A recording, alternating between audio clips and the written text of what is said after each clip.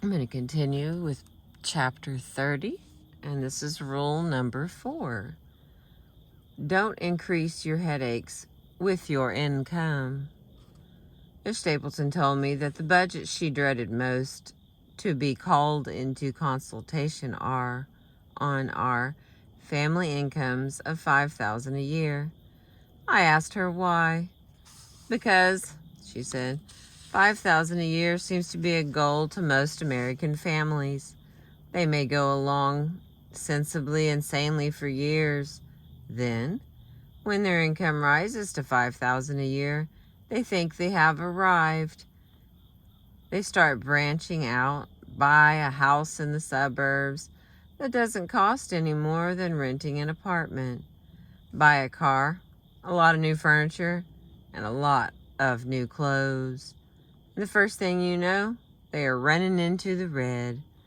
They are actually less happy than they were before because they have bitten off too much with their increase in income. That is only natural. We all want to get more out of life. But in the long run, which is going to bring us more happiness, forcing ourselves to live within a tight budget, or having dunning letters in the mail and creditors pounding on the front door? Rule number 5. Try to build credit in the event you must borrow. If you are faced with an emergency and find you must borrow, life insurance policies and U.S. Treasury bonds are literally money in your pocket. However, be sure your insurance policies have a saving aspect if you want to borrow on them, for this means a cash value.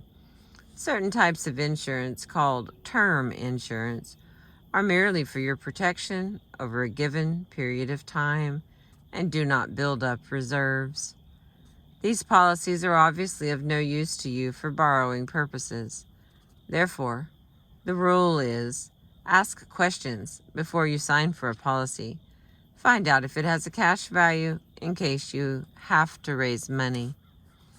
Now, suppose you haven't insurance you can borrow on, and you haven't any bonds, but you do own a house or a car or some other kind of collateral. Where do you go to borrow? By all means, to the bank. Banks have a reputation to maintain in the community, and they will usually deal with you fairly. Frequently, if you are in a financial jam, the bank will go so far as to discuss your problems with you, make a plan, and help you work your way out of your worry and indebtedness. I repeat, if you have collateral, go to a bank. However, suppose you're one of the thousands who don't have collateral, don't own any property,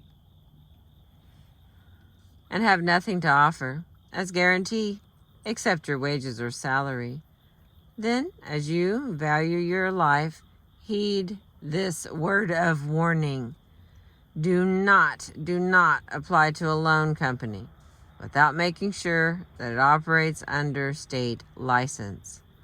Unlicensed loan sharks still flourish in some western and southern states, which have not yet passed the Russell Sage Foundation Uniform Small Loan Law. In the 32 states which do have this law, however, the licensed loan companies can usually be depended on. Most of them are ethical, honest, and strictly on the level. They are doing a service to those people who are faced with illness or emergency and have to raise money. They charge a higher rate of interest than the banks, but they have to do this for they take greater risks and have greater expenses in collecting. But if you live in a state where loan companies are unregulated, before doing business with any loan company, go to your bank, talk to one of its officers, and ask him to recommend a loan company that he knows to be fair.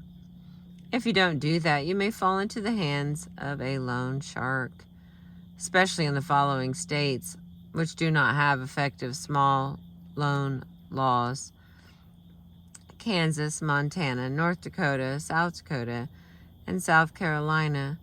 or in the following states whose small loan laws are largely or wholly inoperative: Alabama, Arkansas, Georgia, Mississippi, North Carolina, Tennessee, Texas, and Wyoming. Loan sharks also flourish in the District of Columbia. Illegal moneylenders commonly charge 240% interest, 40 or 50 times as much as the banks. They defraud the unwary every year out of more than $100 million. They try to prevent you from paying your debt and have 15 ways of fooling you. Read about how these crooks operate in an exciting booklet entitled Loan Sharks and Their Victims and Gyps and Swindles. Cost 20 cents each. Order them from the Public Affairs Committee, 22 East 38th Street, New York City. Among other things in this booklet, Loan Sharks and Their Victims, you will read about a Dallas, Texas man who borrowed $20 from an illegal lender to meet hospital bills, and he was charged $2.25 per week. He had to keep on renewing his note for 9 years.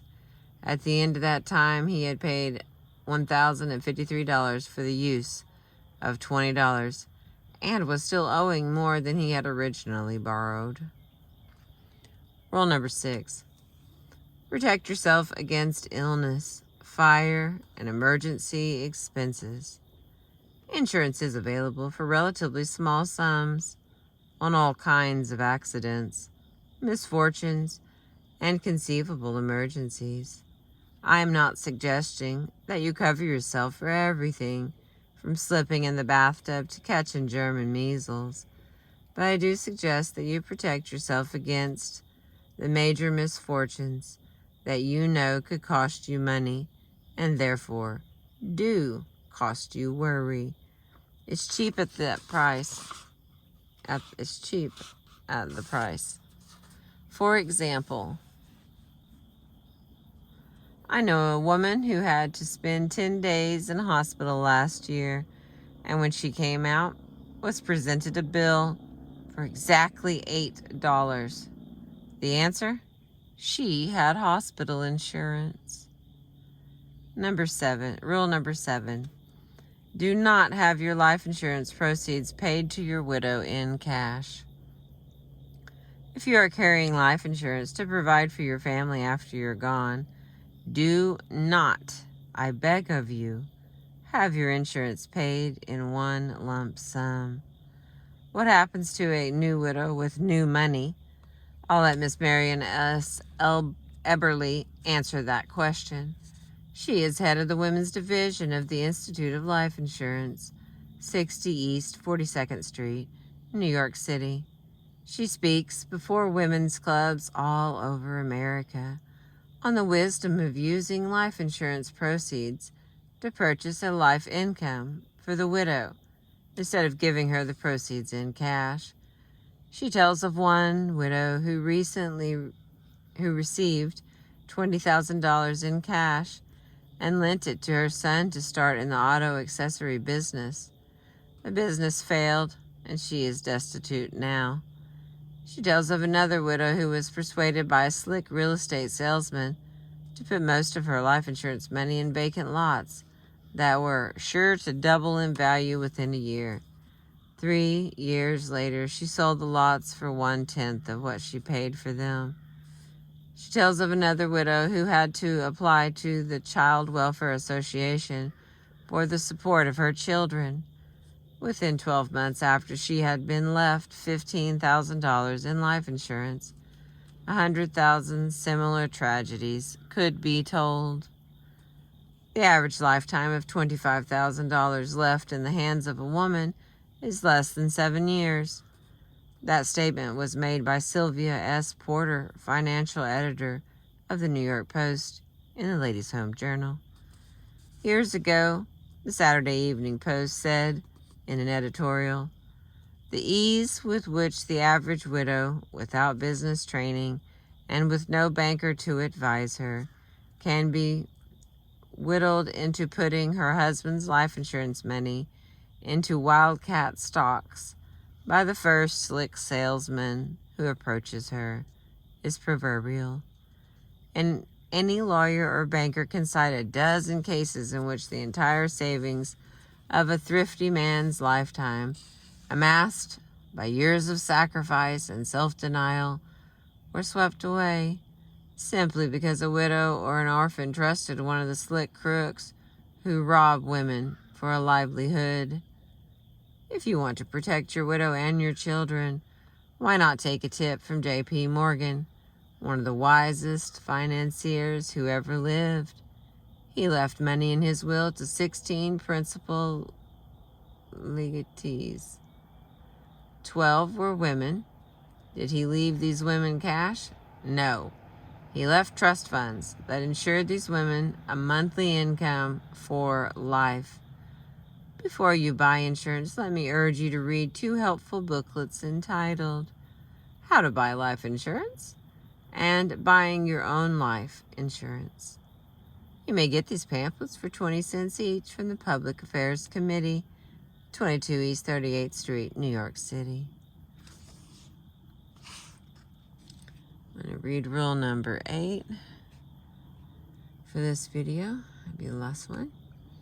Teach your children a responsible attitude toward money. I shall never forget an idea I once read in Your Life magazine. The author, Stella Wetson-Tuttle, described how she was teaching her little girl a sense of responsibility about money. She got an extra checkbook from the bank and gave it to her 9-year-old daughter. When the daughter was given her weekly allowance, she deposited the money with her mother, who served as a bank for the child's funds. Then, throughout the week, whenever she wanted a nickel or a dime, she drew a check for that amount and kept track of her balance. The little girl not only found that fun, but began to learn responsibility in handling her money. An excellent method. If you have a son or daughter of high school age and you want this child to learn how to handle money, here's the title of a booklet I can highly recommend. In fact, it's a must. It's called Managing Your Money, the Consumer Education Series, and it is published by the National Education Association, 1201 16th Street, Washington, D.C. It has 133 pages of down-to-earth talk for teenage students, dealing with everything from haircuts to Cokes.